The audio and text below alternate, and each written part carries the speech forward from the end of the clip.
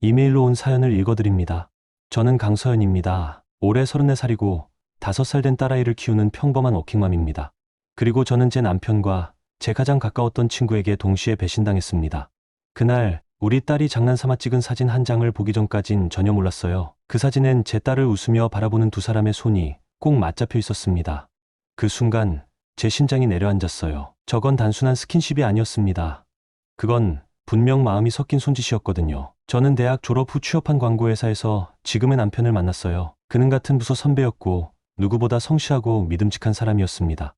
연애 4년 만에 결혼했고 결혼 후에도 그는 한결같이 제 편이었죠. 적어도 겉보기엔 그랬습니다. 우리는 맞벌이 부부였지만 항상 대화를 나누려 노력했고 딸아이 예린이도 사랑으로 키워나갔어요. 모든 게 평범했고 그래서 저는 더더욱 이 현실이 깨질 줄 몰랐습니다. 그리고 그 사람, 이나는 대학 때부터 붙어 다닌 친구였어요. 제 결혼식 사회도 해줬고 예린이 돌잔치에도 누구보다 열심히 준비해줬던 사람이죠. 남편과도 익숙한 사이였고 이나는 종종 저희 집에 놀러 오곤 했어요. 제가 야근이라 늦을 땐 남편과 둘이서 예린이를 봐주기도 했고요. 그땐 몰랐어요. 아니, 애써 무시했던 걸지도 몰라요? 두 사람이 유독 자주 눈을 마주친다거나 제가 없을 땐 지나치게 친하게 웃는다거나 하는 사소한 장면들. 이나가 이혼하고 혼자 살게 된 이후부터 더 자주 우리 집에 오기 시작했어요. 혼자 집에 있으면 답답해서라며 자연스럽게 주말에도 함께 시간을 보내고 예린이 어린이집 행사에도 따라오곤 했죠. 그때도 저는 그저 고마운 마음뿐이었어요. 처음엔 별거 아니라고 생각했어요. 늘 붙어 있다 보니 정이 든 거겠지. 나도 저 나이면 외로울 텐데 그저 그렇게 넘겼죠.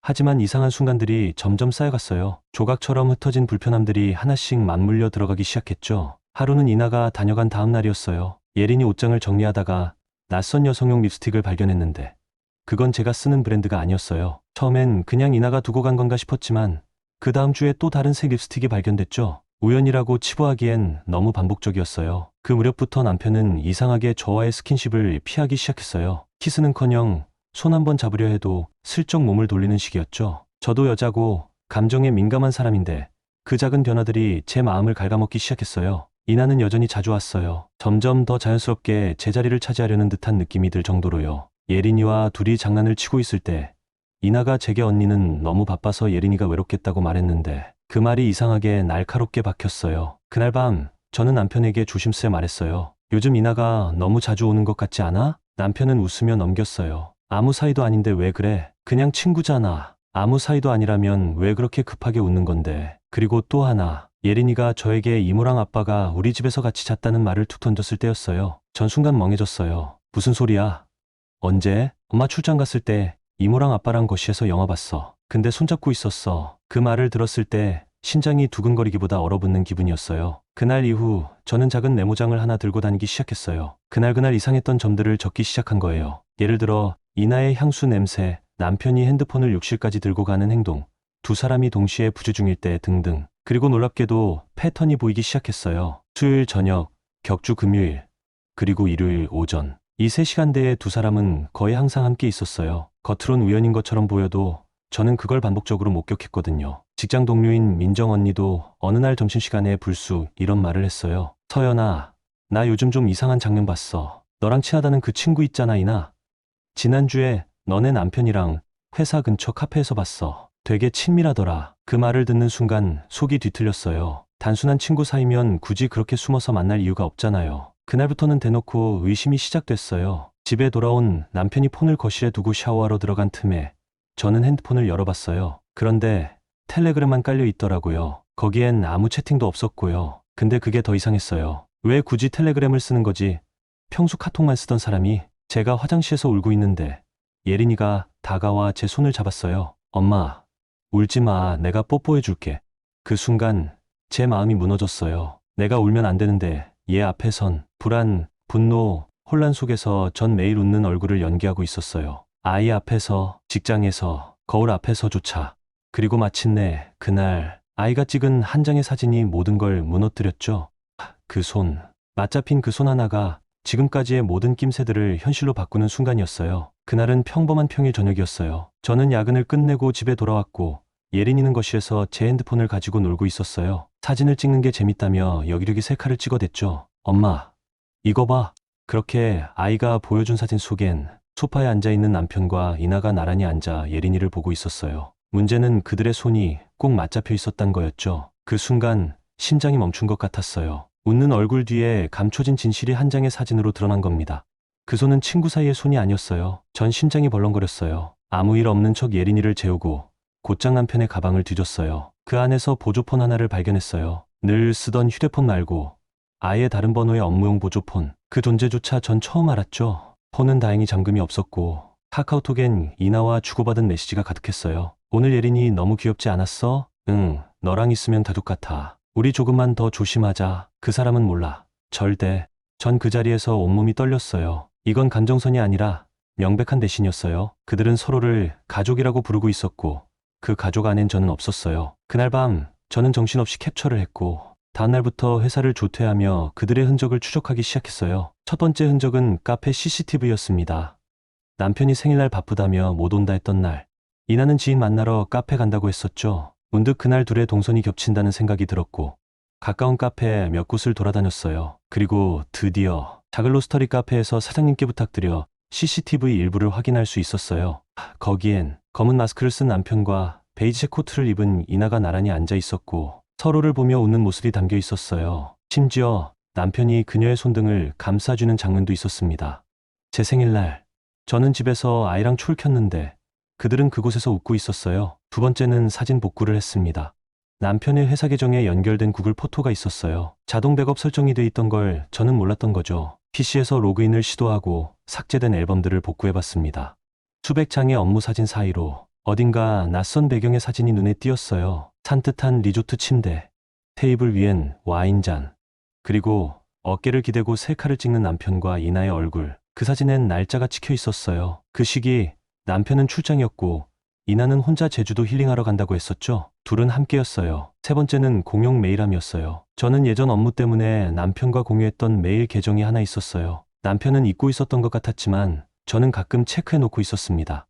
거기엔 이나가 보낸 항공권 PDF와 숙소 예약 메일, 그리고 그가 보낸 그날 잊지 못할 거야라는 짧은 답장이 남아 있었어요. 저는 자료를 전부 정리하고 일요일 아침을 기다렸어요. 늘 그랬듯 이나가 집에 오는 날이었거든요. 남편은 아무것도 모른 채 미리 장을 봐두고 아침 식사를 준비하고 있었어요. 이나가 들어오고 모두 거실에 앉았을 때 저는 조용히 노트북을 켰습니다. 예린이도 그 옆에 있었어요. 이거 예린이가 찍은 사진이야. 그리고 천천히 복구한 사진들과 캡처한 메시지들을 보여줬어요. 그들의 얼굴에서 피가 가시는 걸 봤습니다. 언니 미안해. 나도 왜 그랬는지 모르겠어. 그냥 너무 외로웠어. 우리 둘 다 위로가 필요했어. 남편은 아무 말 없이 고개만 떨궜고 이나는 울며 애원했어요. 하지만 그 어떤 말도 제 귓가엔 들어오지 않았어요. 이게 위로야? 그럼 나는 뭐였는데? 그날 이후 저는 지옥 같은 시간을 살았어요. 하루가 지나고 일주일이 지났지만 머릿속은 늘 멈춰 있었어요. 예린이의 웃음소리도 밥 짓는 냄새도 전부 흐릿하게 느껴졌죠. 남편은 매일같이 문 앞에서 무릎을 꿇었어요. 내가 미쳤었어. 한순간이었어. 서연아, 제발 우리 예린이 생각해서. 하지만 그 입에서 예린이 이름이 나오는 것조차 싫었어요. 그 아이 앞에서 그런 짓을 한 사람이 감히? 시댁에서는 전화를 걸어왔어요. 시어머니는 조용히 하지만 뚜렷하게 말했죠. 우리 애가 큰 실수했다는 거 알아. 근데 가정은 지켜야 하지 않겠니? 아이도 있고. 그 순간 숨이 턱 막혔어요. 잘못한 사람은 그쪽인데 왜 제가 설득당하고 있어야 하죠? 친정엄마는 말없이 제 손만 잡아주셨어요. 가족이 다가 아니야. 너 자신부터 챙겨야 해. 그 말에 눈물이 왈칵 쏟아졌어요. 이 상황에서 나를 제대로 이해해주는 유일한 사람이었어요. 이나는 그날 이후 사라졌어요. 직장도 그만뒀고 친구들 단톡방엔 마음의 병이 심하다며 장문의 메시지를 남겼어요. 거기엔 단 한 줄도 저에 대한 진심 어린 사과는 없었어요. 그저 사랑이라는 감정 앞에 나도 사람이었다는 자기합리화뿐. 친구들 중 일부는 애매한 중립을 택했어요. 둘 다 잘못했지 않겠어. 이나도 힘들었대. 너도 알잖아. 걔 엄마 돌아가신 이후로. 그 말들이 제게 또 다른 칼이 됐어요. 결국 저는 단짝이던 친구들마저 잃었죠. 변호사를 찾아가 이혼 소송을 진행했어요. 남편은 처음엔 양육권을 주장했지만 곧 포기했습니다.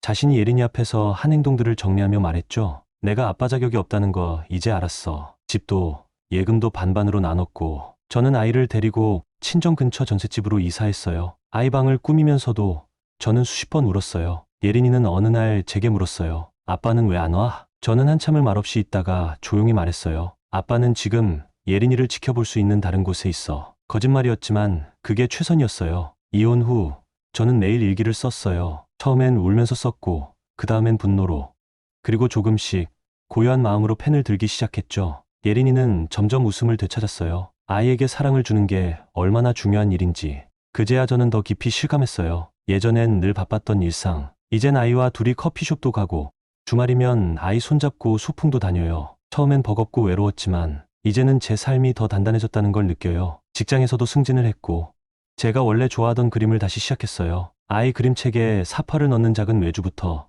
조금씩 해나가고 있어요. 그리고 아주 천천히 사람을 만나는 중이에요. 처음엔 경계심이 컸지만 그 사람은 서두르지 않았어요. 아이에게도 조심스럽게 다가와 줬고요. 하지만 아직 결심하진 않았어요. 지금은 그냥 이 평화로운 일상을 지켜내는 게 더 중요하니까요. 몇 달 뒤 우연히 지인 통에 들었어요. 남편은 이나에게 다시 고백했지만 이나는 차갑게 잘랐다고요. 그건 외로움이었지 사랑은 아니었어. 결국 그 관계는 아무 의미도 없었어요. 남편은 혼자 살고 있고 이나는 SNS도 끊고 조용히 지낸다고 해요. 하지만 저는 더 이상 그들의 소식에 흔들리지 않아요. 믿었던 사람에게 배신당한 그 순간 저는 완전히 부서졌어요. 하지만 그 부서진 조각들 속에서 저는 저를 다시 만들고 있어요. 여러분이라면 어떻게 하셨을까요? 가정을 지키셨을까요? 아니면 저처럼 부서지고 다시 일어서셨을까요? 당신이라면 어떤 선택을 했을지 댓글로 남겨주세요. 그리고 기억하세요. 사랑도, 우정도, 신뢰가 무너진 순간, 그건 끝이라는 걸